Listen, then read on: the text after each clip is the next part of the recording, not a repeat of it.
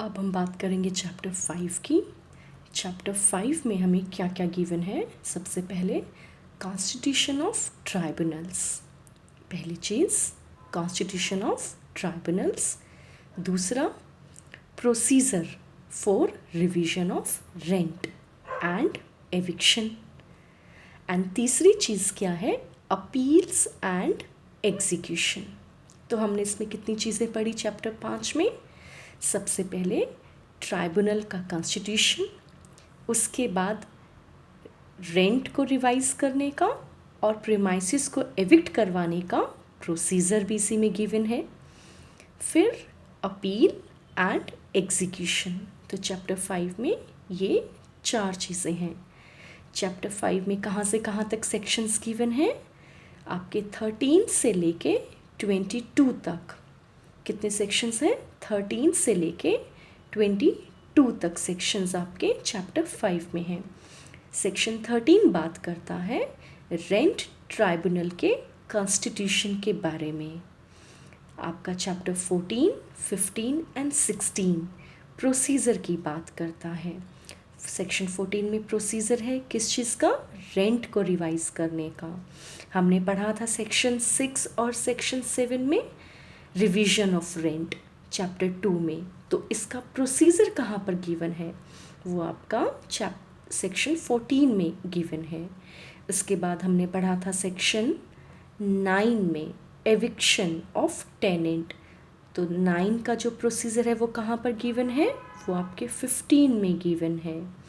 And 16 में क्या given है, procedure for recovery of immediate possession. हमने कहाँ पढ़ा था कि right of the landlord to recover immediate possession in certain cases, हमने अपने सेक्शन 10 में पढ़ा था। तो जो 10 के बारे में जो प्रोसीजर होगा वो आपका 16 में गिवन है। तो आपको याद करने में आसान रहेगा कि सेक्शन 14, 15 एंड 16 में प्रोसीजर गिवन है। ठीक है। इसी तरह आपके सेक्शन 17 में क्या क्या गिवन है कि आप एक डेट फिक्स करते हैं। किस चीज़ की डेट, पार्टीज़ के अपीयर होने की डेट। कहाँ पर, एपीलेट रेंट ट्राइब्यूनल के समक्ष। और supply of copies of final order. तो जो fixing of date of appearance है पार्टीज़ की before the appellate rent tribunal, वो किस में गिवन है, सेक्शन 17 में। उसके बाद हम 18 में पढ़ेंगे कि जो रेंट ट्राइब्यूनल है उसकी ज्यूरिसडिक्शन के बारे में। क्लियर। अब हम सेक्शन 19 पर मूव करेंगे। सेक्शन 19 किस चीज़ के बारे में जिक्र करता है, appellate rent tribunal, appeals and limitation thereof. ठीक है। अभी हमने 13 में पढ़ा कि कॉन्स्टिट्यूशन ऑफ रेंट ट्राइब्यूनल, और 19 में हमने क्या पढ़ा, एपीलेट रेंट ट्राइब्यूनल। ठीक है। तो आपको याद रखना है 13 में रेंट ट्राइब्यूनल का जिक्र है और 19 में एपीलेट रेंट ट्राइब्यूनल का जिक्र है, अपील्स एंड उनके लिमिटेशन। इसी तरह आपके 19A में किस चीज़ का जिक्र है, पावर ऑफ ट्राइब्यूनल। किस चीज़ की power, to order payment of rent and arrears thereof. कब, during the pendency of petition और अपील। ठीक है। तो 19A बात करता है ट्राइब्यूनल के पावर के बारे में। कैसी power, to order payment of what, rent और arrears. When, during the pendency, pendency of what, petition और अपील। क्लियर। अब सेक्शन 20, सेक्शन 20 जिक्र करता है कि आपके एग्जीक्यूशन के बारे में। एग्जीक्यूशन मतलब इम्प्लीमेंटेशन। अब ऊपर जो ऑर्डर पास हुआ है उसको एग्जीक्यूट भी तो करवाना होगा। तो section 20 is talking about execution. Clear. Now section 21 and 21A they both talks about procedure. Okay. और हमने प्रोसीजर कहाँ पर पढ़ा है, हमने प्रोसीजर पढ़ा है 14, 15 एंड 16 में। तो अब हम प्रोसीजर कहाँ पढ़ रहे हैं, आपके 21 एंड 21A में।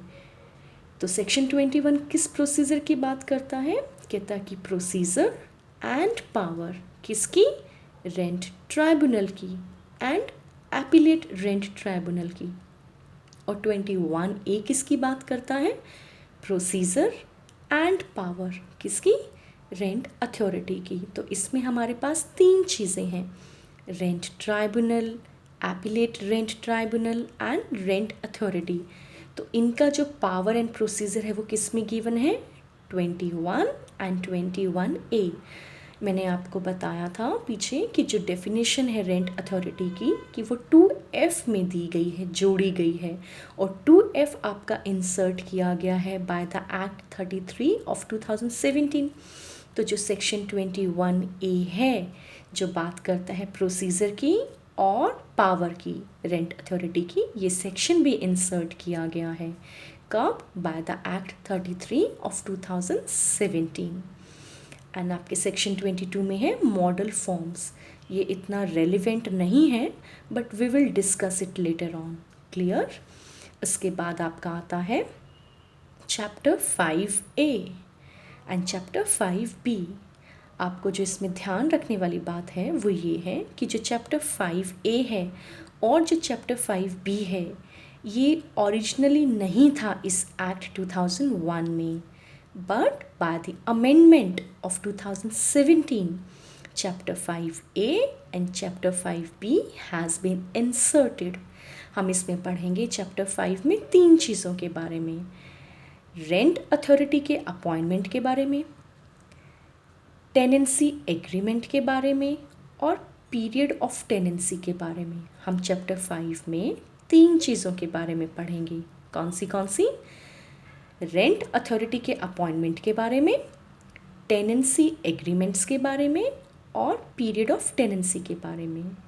और आपके चैप्टर 5A में 3 सेक्शंस गिवन हैं, 22A से लेकर 22C तक, और ये तीनों चीज़ें यहाँ कवर हो रही हैं। 22A में आपका आता है appointment of rent authority, 22B में आता है आपका टेनेंसी एग्रीमेंट, एंड C में आता है पीरियड ऑफ टेनेंसी। तो चैप्टर में भी यही सब चीज़ें गिवन हैं। क्लियर? अब उसके बाद चैप्टर 5B। चैप्टर 5B भी इंसर्ट किया गया था बाय द एक्ट 33 ऑफ 2017। कब इन फोर्स में आया? 18 अक्टूबर 2017 को। इसमें 4 सेक्शंस गिवन हैं, इसमें 3 सेक्शंस थे, इसमें 4 सेक्शंस हैं। हम इसकी हेडिंग देखेंगे, revision of rent in certain circumstances. पहली चीज़ तो ये जो कि आपका सेक्शन 22D कवर कर रहा है, क्या?